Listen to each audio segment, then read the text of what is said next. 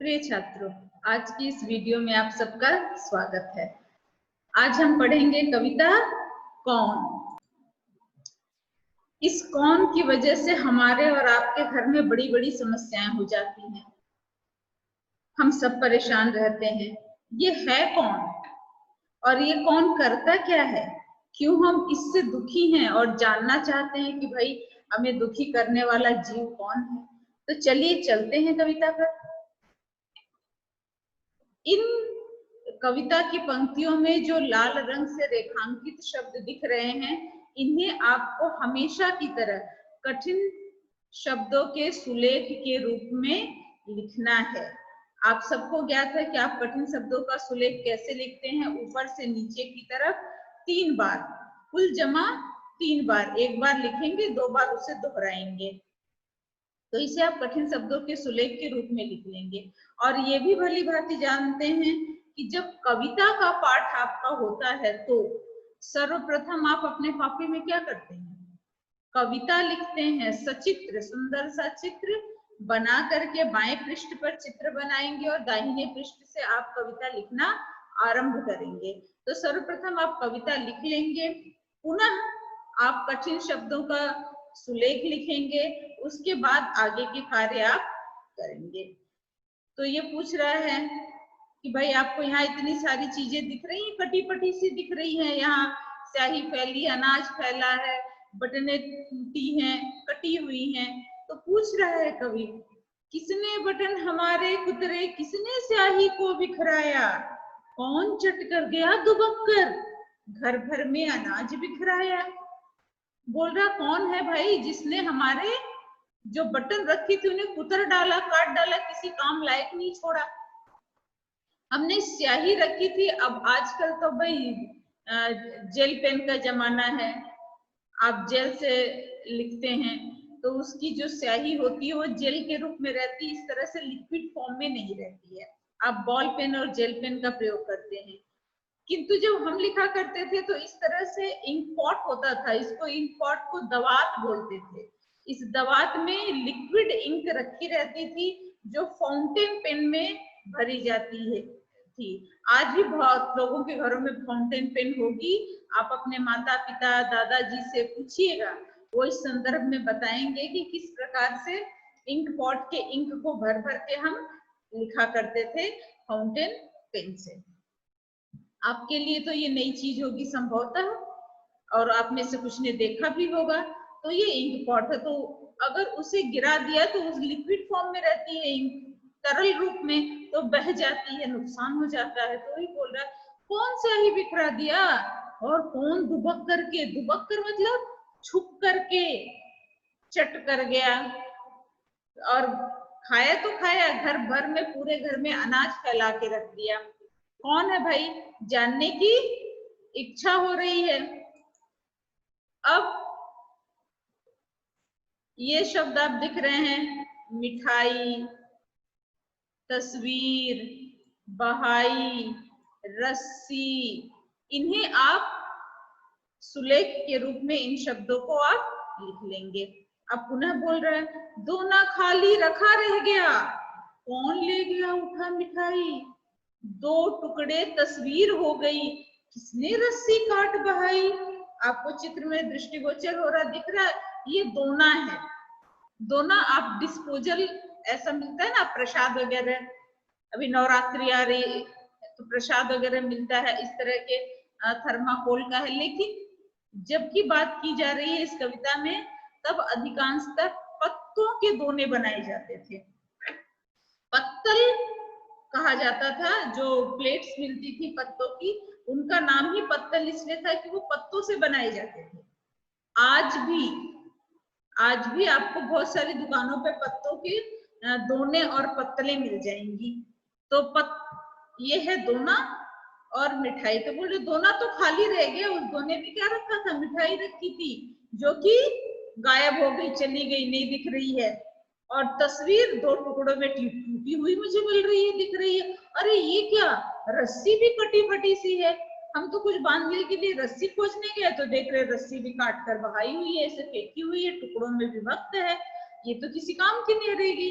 किसने किया ये सब, अब इतने पर ही नहीं थम रहा है, अभी नुकसान आगे और भी है। क्या? कभी कुतर जाता है चप्पल, कभी कुतर जाता है जूता, कभी खलीता पर बन आती अनजाने पैसा गिर जाता। अब ये देखें, चप्पल, कुतर, खलीता, पैसा, आप इसे सुलेख के रूप में लिखेंगे इन शब्दों को। कुतरना, छोटे छोटे टुकड़ों में काट करके खाना। चप्पल सबको ज्ञात है।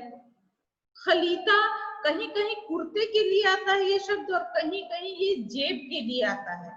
आपके पैंट में जेब होती है, उसके लिए। तो बोल रहा है कि अरे ये क्या, कौन कुतर जाता है चप्पल, चप्पल कौन कुतर गया भाई, जूता कुतर जाता है, चप्पल जूता सारे कुतर कुतर के बेकार कर दिया है।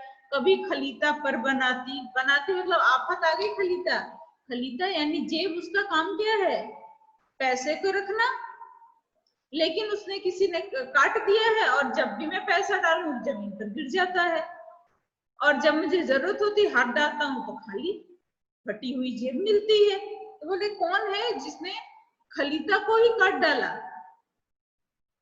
और क्या कर दिया, किसने जिल्द काट डाली है, जिल्द, जिल्द, पोथी, पन्ने, टांगता, छन्ने। जो मैं लाल रंग से कर रही हूँ रेखांकित, इन शब्दों को आप सुलेख के रूप में लिखेंगे। ये दिख रहा है आपको? जिल्द मतलब होता कवर। आप सब अपने किताब कॉपी पर कवर चढ़ाते हैं ना, कवर को जिल्द कहा जाता है। तो ये बोले कौन है जिसने जिल्द काट डाली, और जिल्द इधर से काट दी तो क्या हो गए, बिखर गए पोथी के पन्ने। पोथी मतलब पुस्तक, किताब, बुक। बोले उसके पन्ने बिखर गए। रोज टांगता धो धो कर मैं, कौन उठा ले जाता छन्ने। रोज मैं धो करके टांगता, छन्ने होता है एक, तो ये छन्नी आपको दिख रही है, तो इसको उठा ले जाने का प्रश्न नहीं है। छन्ना होता पतला महीन सा कपड़ा जो छानने के काम में आता है। तो बोल रहा हूँ मैं रोज धोता हूँ, टांगता हूँ, और रोज ही गायब है, रोज मुझे नया निकालना पड़ता है। ये कौन है इतना परेशान कर रहा है। अब कुतर कुतर कर कागज सारे, रद्दी से घर भर जाता। कौन कबाड़ी है जो दुनिया भर का क्या घर भर जाता, किससे, कूड़े से। ये रद्दी, कबाड़ी, कूड़ा, दुनिया, इन्हें आप सुलेख के रूप में लिखेंगे। तो कुतर कुतर कर कागज। अभी आप दीपावली की सफाई करेंगे तो जिनके घर में इन सज्जन का प्रभाव होगा, उनके घर में खूब थोक के भाव में रद्दी इस तरह से निकलेंगी, कागज के छोटे छोटे छोटे टुकड़े। तो बोले कौन कुतर कुतर कर कागज सारे, रद्दी से घर को भर जाता। उन कागजों को रद्दी के, अब जब उसके काट दिए, टुकड़े हो गए, तो किसी उपयोग का रहा नहीं। रद्द होना मतलब बेकार होना। रद्द शब्द से बना है रद्दी, यानी बेकार। बेकार पूरे घर में कागज फैला दिया है। कौन कबाड़ी, कबाड़ी का काम क्या होता है, कबाड़ की चीजें, कबाड़ जो हम उपयोग में नहीं लेते हैं ऐसी चीजों को रखना।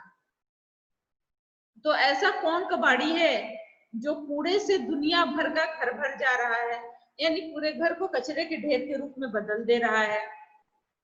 अब घर का तो जो तहस नहस कर रहा, वो कर ही रहा है, हमारे सुख चैन आराम को भी छीन रहा है। वो कैसे छीन रहा है, तो बोल रहा है रात, कौन रात भर गड़बड़ करता, कौन रात भर गड़बड़ करता, हमें नहीं देता है सोने, खुरखुर करता इधर उधर है, ढूंढा करता छिप छिप कोने। तो कौन गड़बड़ कर जाता है, गड़बड़, खुरखुर, ढूंढा, ये शब्द आप लिखेंगे सुलेख के रूप में। कौन रात भर गड़बड़ करता, रात भर कौन गड़बड़ किया करता है भाई, हमें चैन से सोने नहीं देता, क्यों, खुरखुर करता इधर उधर, आवाज करता है, और ढूंढा करता छिप छिप कोने। इधर उधर कोने में छिप छिप कर ढूंढा करता, क्या ढूंढा करता है, और उसके ढूंढने की वजह से आवाज होती है, उस आवाज से हमें परेशानी होती है, हम सो नहीं पाते हैं। और रोज रात भर जागता रहता, रोज रात भर जागता रहता, खुरखुर इधर उधर है धाता। धाता मतलब, धाता मतलब होता है दौड़ना, धाता दौड़ना, शरारत शैतानी करना। इन शब्दों को आप सुलेख के रूप में लिख लीजिएगा। रोज रात भर जगता रहता, खुरखुर इधर उधर है धाता, धाता दौड़ता। वो रात भर रोज जागता रहता है, रात भर इधर उधर दौड़ता रहता है, डिस्टर्ब करता रहता है। अब आपसे पूछ रहे हैं भाई कौन है ऐसा जीव, बच्चों उसका नाम बताओ, कौन शरारत यह कर जाता, कौन है जो इतनी शरारत करता है, बताओ बताओ, नाम बताओ। मेरे बच्चे तो 1 मिनट में बताएंगे। कौन है भाई, कौन महाशय है ये, दिख रहा है कौन है? ये देखिए इनके कारनामे क्या क्या कर रहे हैं। तो वो है चूहा, उतरते रहते हैं, हम सबका सुख चैन नष्ट करते रहते हैं। दीपावली की सफाई में अपना योगदान भी देते हैं ये, ताकि हमारा काम कुछ और बढ़ जाए। तो आपने कविता पढ़ी, समझे आप, कुछ शब्द हैं जिनके अर्थ भी हैं। सर्वप्रथम आप कविता लिखेंगे, तत्पश्चात आप कठिन शब्दों का सुलेख लिखेंगे, उसके बाद आप हेडिंग देंगे शब्दार्थ, और शब्दार्थ लिखिएगा। आपको शब्द दिख रहे, जिल्द, गत्ता या ऊपरी आवरण, कवर आप जिसे कहते हैं। चट कर गया, वो तो आप अच्छी तरह जानते हैं, बहुत सारी चीजें तो आप खुद ही चट कर जाते हैं। दुबक कर, छिप कर, तस्वीर, चित्र। ऐसे देखिए तस्वीर में पूरा स लिखा है, लेकिन जो सही होता है वास्तव में दंत सा आधा होता है। तो दोनों प्रकार से आजकल सही माना जाता है। खलीता मैंने बताया था, वैसे तो खलीता का अर्थ होता है जेब, पॉकेट, लेकिन कहीं कहीं पर कुर्ता के लिए प्रयोग होता। क्यों होता? क्योंकि कुर्ते में जेब बनी होती है। पोथी, किताब, पुस्तक। रद्दी, आपसे बोल रहे थे ना, रद्द मतलब बेकार, उसी से रद्दी बना, बेकार चीजें, फालतू सामान, गड़बड़, गलत, शरारत, शैतानी, बदमाशी, दुष्टता। धाता दौड़ता है, कुतरना दांतों से काटना, हम सब खाते हैं, कुतरते नहीं हैं, काट करके खाते हैं, ये कुतरते हैं। चूहा, गिलहरी, ये सब कुतर, तोता, ये सब कुतर कुतर की चीजें खाते हैं। दुबकना, छुपना। खलीता, जेब, मैंने खलीता के दोनों अर्थ लिखे हैं। छन्ना, कपड़ा या रुमाल, पतला महीन कपड़ा। और रोज, प्रतिदिन। ये कुछ पर्यायवाची शब्द हैं, ऊपर से चुन करके आपको लिखना है। और इसमें से सभी शब्द हैं घर, बच्चे मेरे जानते हैं, ऊपर से शब्द उनको मिल जाएंगे। रात, ये भी जानते हैं। पोथी, पुस्तक, किताब, हमने बात कर ली इस पर आपसे। रोज, ये भी जानते हैं, इसके भी। बच्चे, बाल और बालक, यहाँ बाल मतलब सिर के बाल मत समझना, बाल बालक के लिए है। दुनिया, पिछले वर्ष खूब दुनिया का पर्यायवाची लिखे हैं। जगत, संसार, जग, विश्व, आपकी जो इच्छा हो वो लिखें। यहाँ शब्द दिए हैं, इनमें से चयन करके लिखें।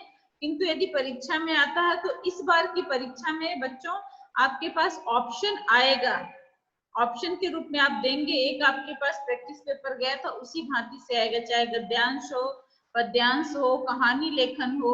इस बार की परीक्षा में आपके पास सब कुछ ऑप्शन के रूप में आएगा।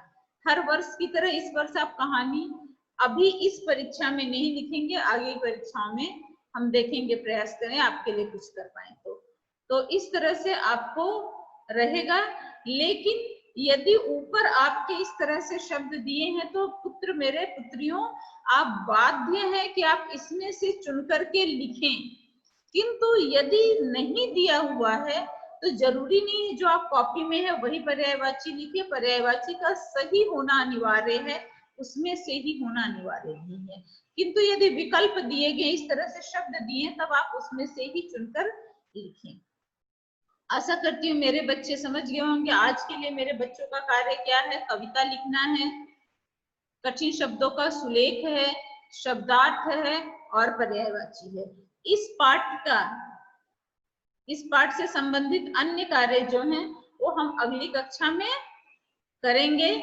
तब तक के लिए आप सब स्वस्थ रहें, प्रसन्न रहें और कार्य को अबाध गति से करते रहें। परीक्षा से संबंधित तैयारी भी करें। आपका दिन मंगलमय हो। धन्यवाद।